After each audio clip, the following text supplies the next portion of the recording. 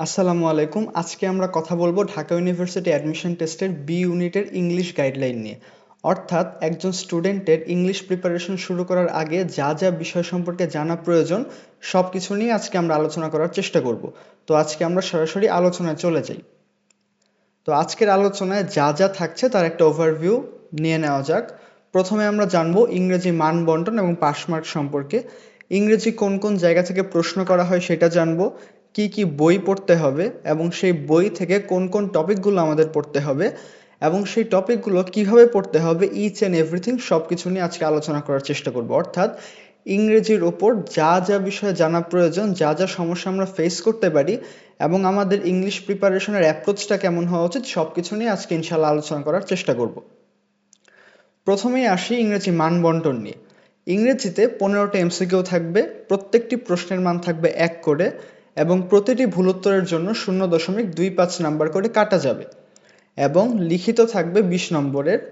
ইংরেজি তাহলে মোট নাম্বার কত থাকলো? এমসিকিউ 15 এবং লিখিত 20, অর্থাৎ 15টা এমসিকিউ থাকবে, প্রত্যেকটা প্রশ্নের মান থাকবে 1, প্রত্যেকটি ভুল উত্তরের জন্য 0.25 নাম্বার করে কাটা যাবে, লিখিততে থাকবে 20 নম্বর। তো টোটাল 35 নম্বরের আমাদের ইংরেজি পরীক্ষাটা হবে এবং এমসিকিউতে পাস মার্ক হচ্ছে 5 এবং রিটেনে পাস মার্ক হচ্ছে 5। অর্থাৎ তাহলে মানবন্টনটা যদি আমরা বলি, টোটাল 35 নম্বরের পরীক্ষা হবে, 15 number MCQ, 20 number written, total 35 number. Pass করার জন্য আমাদের এমসিকিউতে কমপক্ষে 5 নাম্বার পেতে হবে এবং রিটেনে পাস করার জন্য ন্যূনতম 5 মার্ক পেতে হবে। এরপর আসি যে ইংরেজি কোন কোন জায়গা থেকে আসলে প্রশ্ন হয়ে থাকে। আমরা যা দেখে আসছি সেটা হচ্ছে ইংরেজিতে 3টা পার্ট থেকে প্রশ্ন করা হয়। সেটা কি কি? সেটা হচ্ছে ইংলিশ টেক্সট বুক, অর্থাৎ আমাদের যে এইচএসসি ইংলিশ ফার্স্ট পেপারের যে টেক্সট বুকটা আছে সেখান থেকে কিছু প্রশ্ন আসে, ইংলিশ গ্রামার থেকে কিছু প্রশ্ন আসে এবং মেমোরাইজিং পার্ট অর্থাৎ ভোকাবুলারি, তারপর synonym, antonym, appropriate preposition, group verb, idioms and phrase, এইসব থেকে কিছু প্রশ্ন করা হয়। তো টোটাল এই 3টে অংশ থেকে মেনলি প্রশ্নটা আসে এমসিকিউর ক্ষেত্রে। এবং লিখিত অংশ যদি যাই, লিখিত অংশে প্যারাগ্রাফ থেকে প্রশ্ন আসে, সেন্টেন্স মেকিং থেকে প্রশ্ন আসে, gap filling with or without clues থেকে প্রশ্ন আসে, এক্সপ্লেনেশন থেকে প্রশ্ন করা হয়, চেঞ্জিং বা ট্রান্সফরমেশন অফ সেন্টেন্স থেকে প্রশ্ন আসে, রিঅ্যারেঞ্জিং আসে, ট্রান্সলেশন আসে বা পাংচুয়েশন আসতে পারে। তো লিখিত অংশে মূলত এই টপিকগুলো থেকেই প্রশ্ন আসতে দেখা যায়। তো আমাদের ইংরেজি মেনলি 3টে অংশ থেকে এমসিকিউ প্রশ্ন আসবে। ইংলিশ টেক্সট বুক থেকে কিছু প্রশ্ন আসবে, ইংলিশ টেক্সট বুক থেকে আমাদের গ্রামার বেস প্রশ্ন হতে পারে, মেমোরাইজিং পার্টের বেস প্রশ্ন হতে পারে, আবার ইংলিশ টেক্সট বুক থেকে অনেক জেনারেল নলেজ টাইপ প্রশ্ন আসতে পারে। তো ইংলিশ টেক্সট বুক থেকে সব রকম টাইপেরই প্রশ্ন হয়। এছাড়া ইংলিশ গ্রামার থেকে স্পেসিফিক্যালি ইংলিশ গ্রামারের উপর কিছু প্রশ্ন হয় এবং মেমোরাইজিং পার্টের উপর কিছু প্রশ্ন হয়ে থাকে। এরপরে আসি যে ইংরেজির জন্য আসলে আমরা কি কি বই পড়ব।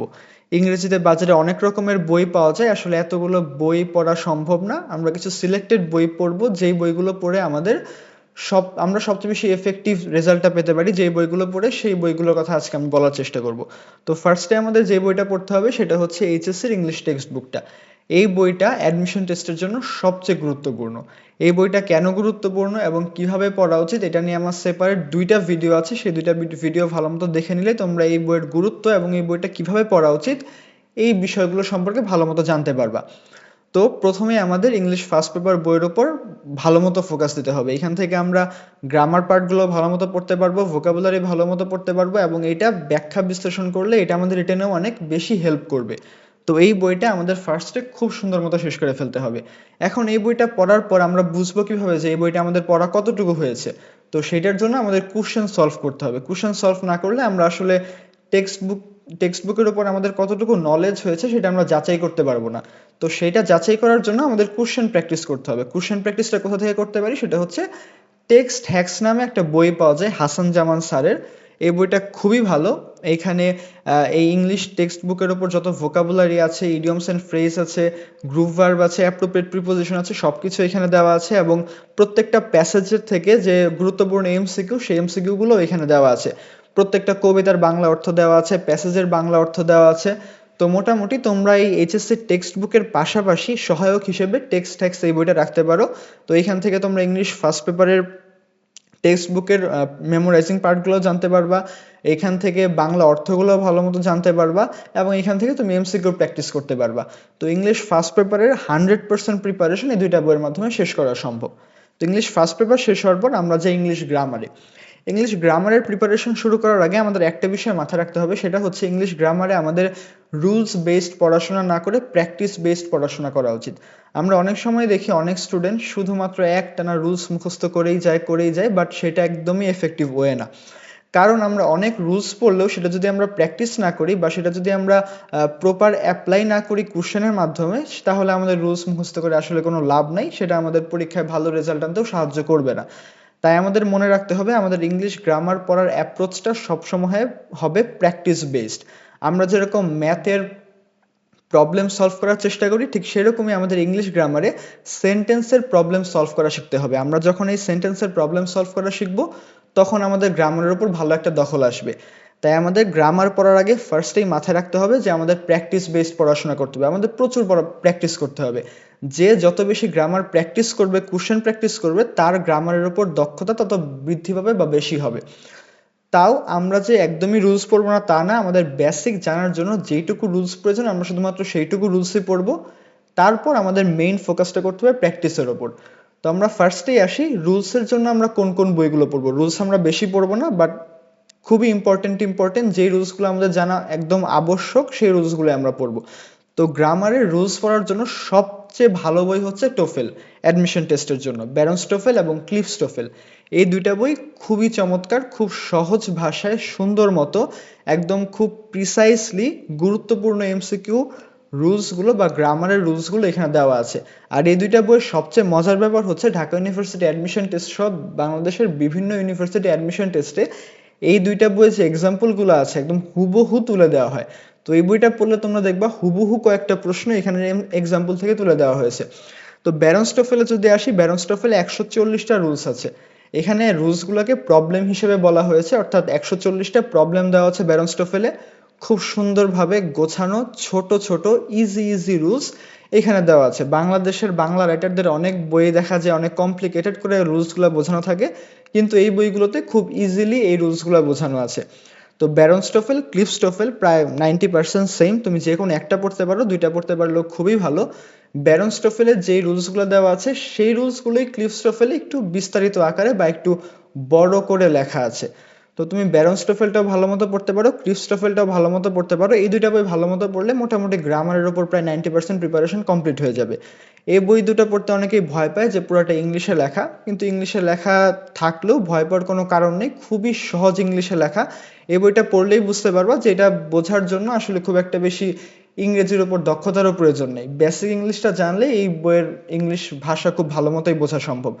তো এই দুইটা বই পড়লে মোটামুটি গ্রামাটিক্যাল রুলসগুলো খুব ভালো মতো শেষ করা সম্ভব। এখন গ্রামারের রুলসগুলো আমরা শেষ করলাম, কিন্তু আমাদের মেইন টার্গেট কিন্তু প্র্যাকটিস করা। তো আমাদের এই রুলসগুলো প্র্যাকটিস করার পর আমাদের কোশ্চেনে অ্যাপ্লাই করতে হবে যে আমরা এই রুলসগুলো অ্যাপ্লাই করার মাধ্যমে কোশ্চেনের প্রবলেমটা সলভ করতে পারছি কিনা। তো আমাদের প্র্যাকটিস করার জন্য ভালো একটা বই হতে পারে কম্প্যাক্ট। কম্প্যাক্ট বইটা খুবই ভালো, সাজানো গোছানো, সব দিক দিয়ে পারফেক্ট একটা বই। এটা হচ্ছে ইউসিসি পাবলিকেশনের বই। এই বইয়ের মধ্যে প্রত্যেকটা টপিক ধরে ধরে সুন্দর মতো প্র্যাকটিসের ব্যবস্থা করা আছে, অর্থাৎ ইউনিভার্সিটি অ্যাডমিশন টেস্টের জন্য যেইটুকু দরকার সেইটুকুই এখানে দেওয়া আছে। অ্যাডমিশন টেস্টে প্রচুর পড়া, তো আমাদের এমন কোনো পড়া পড়ে সময় নষ্ট করা উচিত না যেগুলো আমাদের অ্যাডমিশন টেস্টের জন্য গুরুত্বপূর্ণ না। আমাদের গুরুত্বপূর্ণ টপিকগুলোই বারবার পড়তে হবে। তো এখানে খুব প্রিসাইসলি সুন্দর মতো গুরুত্বপূর্ণ টপিকগুলো ভালো মতো দেওয়া আছে। তো তুমি যদি ক্লিফস টোফেল, ব্যারন্স টোফেলের রুলসগুলো ভালো মতো পড়ো, তারপর কম্প্যাক্ট থেকে যদি ভালো মতো প্র্যাকটিস করো, তারপর এই দুইটা বই পড়ার পরেও যদি তোমার আরও কোনো রুলস প্র্যাকটিস করার প্রয়োজন পড়ে, তুমি কম্প্যাক্ট থেকে রুলসগুলো দেখে নিতে পারবা, কারণ কম্প্যাক্ট বই গ্রামারের সব রুলসগুলো সুন্দর মতো সাজিয়ে গুছিয়ে দেওয়া আছে। তো ব্যারন্স টোফেল, ক্লিফস টোফেল থেকে রুলসগুলো পড়ার পরেও যদি তোমার আরও কোনো রুলস জানার প্রয়োজন পড়ে, কম্প্যাক্ট থেকে তুমি দেখে নিতে পারবা। এবং এইখানে গ্রামারের খুব সুন্দর মতো প্রিভিয়াস ইয়ারে আসার প্রশ্নগুলো সিরিয়ালে দেওয়া আছে এবং এক্সট্রা কিছু প্রশ্নও দেওয়া আছে। কম্প্যাক্ট থেকে তুমি গ্রামারের এমসিকিউগুলো ভালো মতো প্র্যাকটিস করলে মোটামুটি ভালো একটা দক্ষতা চলে আসবে। এরপর যদি ভোকাবুলারির ক্ষেত্রে বলি, কম্প্যাক্ট বইয়ের ভোকাবুলারিও খুব সুন্দরভাবে দেওয়া আছে। কারণ আমাদের অ্যাডমিশন টেস্টের সময় থাকে কতটুকু, 3 থেকে 4 মাস। 3 থেকে 4 মাসের মধ্যে অজস্র ভোকাবুলারি শেষ করা আমাদের পক্ষে সম্ভব না। তো কম্প্যাক্ট বইয়ে খুব প্রিসাইসলি গুরুত্বপূর্ণ ভোকাবুলারিগুলো এখানে দেওয়া আছে যেগুলো আমাদের আসলেই লাগবে। অপ্রয়োজনীয় ভোকাবুলারি পড়ে সময় নষ্ট করার আমাদের কোনো প্রয়োজনই নেই, কারণ আমরা ভোকাবুলারি অলরেডি টেক্সট বই থেকে, English first paper text book থেকে অনেক ভোকাবুলারি শিখে ফেলছি। তো এছাড়া এক্সট্রা এত বেশি ভোকাবুলারি শেখার অবকাশ আমাদের নাই। তাই কম্প্যাক্ট বইয়ে যে প্রিসাইসলি খুব অল্প সংখ্যক ভোকাবুলারি দেওয়া আছে, এগুলো খুব ভালো মতো 3 মাসে শেষও করে ফেলা সম্ভব এবং মনে রাখাও সম্ভব। আমরা শুধুমাত্র পড়ে গেলেই তো হবে না, আমাদের মনে রাখতে হবে। তো কম্প্যাক্ট বইয়ে যেই ভোকাবুলারিগুলো দেওয়া আছে সেগুলো খুব সহজে শেষ করে ফেলা সম্ভব এবং সেগুলো বারবার রিভাইজ দিয়ে মনে রাখাও সম্ভব। তো সব দিক দিয়ে চিন্তা করলে কম্প্যাক্ট বইটা খুব পারফেক্ট একটা বই, যেটা আমাদের গ্রামার এবং ভোকাবুলারি দুটার ক্ষেত্রে খুব ভালো মতো একটা অবদান রাখতে পারবে। তো এই 5টা বইয়ের কথা যে বললাম, HSC English textbook, text hacks, Barron's TOEFL, Cliffs TOEFL এবং কম্প্যাক্ট, এই 5টা বই পড়লেই মোটামুটি ইংলিশ প্রিপারেশন 100% শেষ করে ফেলা সম্ভব। যদি তোমার মনে হয় যে না এইটুকুই তোমার জন্য এনাফ না, তুমি আরো পড়তে চাও, তুমি আরো গ্রামার প্র্যাকটিস করতে চাও, কারণ আমি একটা কথা বলেছি, গ্রামার পুরোপুরি প্র্যাকটিসের উপর নির্ভর করে। তুমি যত বেশি প্র্যাকটিস করবা তোমার তত বেশি দক্ষতা বৃদ্ধি পাবে। তো প্র্যাকটিস করার জন্য তোমরা মাস্টার বইটা সাথে রাখতে পারো। কম্প্যাক্ট বইয়ে অত বেশি কোশ্চেন দেওয়া নাই, মাস্টার বইয়ে যেই পরিমাণ প্রশ্ন দেওয়া আছে, মাস্টার বইয়ে হাজার হাজার প্রশ্ন দেওয়া আছে। তুমি চাইলে ব্যারনস্টোফেল বা ক্লিফস্টোফেল থেকে কোনো একটা গ্রামাটিক্যাল রুলস শেষ করার পর কম্প্যাক্ট বই থেকে প্রিভিয়াস ইয়ারের প্রশ্নগুলো শেষ করে তুমি মাস্টার বইয়ে এসে সেই টপিকের আন্ডারে কোশ্চেনগুলো পড়ে ফেলতে পারো, কারণ মাস্টার বই অনেক প্রশ্ন দেওয়া আছে। তোমার এই 5টা বই পড়ার পরেও যদি মনে হয় যে তোমার আরো প্র্যাকটিস করা প্রয়োজন, তখন তুমি মাস্টার বই এসে পড়াশোনা করো। তুমি এই 5টা বই শেষ না করে শুরুতে যদি মাস্টার বই ধরো, তাহলে সেটা তোমার জন্য ভালো এফেক্টিভ ওয়ে হবে না। তো আগে এই 5টা বই ভালো মতো শেষ করার পর যদি তোমার মনে হয় আরো প্র্যাকটিস করা উচিত, তখন তুমি মাস্টার বই পড়তে পারো। এখন অনেকের আবার, আমি যে কম্প্যাক্ট বইয়ে ভোকাবুলারির কথা বললাম, এইটুক ভোকাবুলারি পড়ে সন্তুষ্টি নাও আসতে পারে। অনেকে আবার অনেক ভোকাবুলারি পড়তে চায়, তাহলে তুমি সাইফুরসের ভোকাবুলারি নিতে পারো। কিন্তু এই বইটা এমন কারো নেওয়া উচিত হবে না যে মাত্র এইচএসসি শেষ করলো এবং তার হাতে 3 থেকে 3.5 মাস সময় আছে। কারণ 3 থেকে 3.5 মাসের মধ্যে এই সাইফুরসের স্টুডেন্ট ভোকাবুলারি শেষ করা সম্ভবই না, প্রায় অসম্ভব বলা যায়। শেষ করতে পারলেও মনে রাখা সম্ভব না।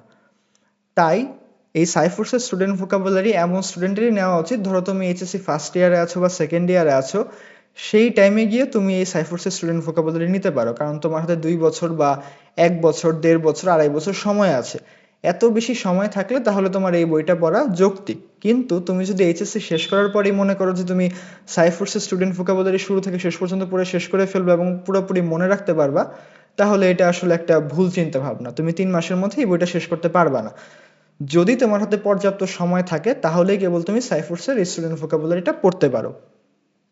তো বই নিয়ে যে কথা বললাম, এই 7টা বই পড়তে পারলে মোটামুটি ইংলিশের জন্য আর কোনো বই পড়ার প্রয়োজন নেই। আশা করি ইংলিশের জন্য কোন কোন বই পড়তে হবে এটা নিয়ে খুব ভালো একটা আইডিয়া তোমরা পেয়েছো।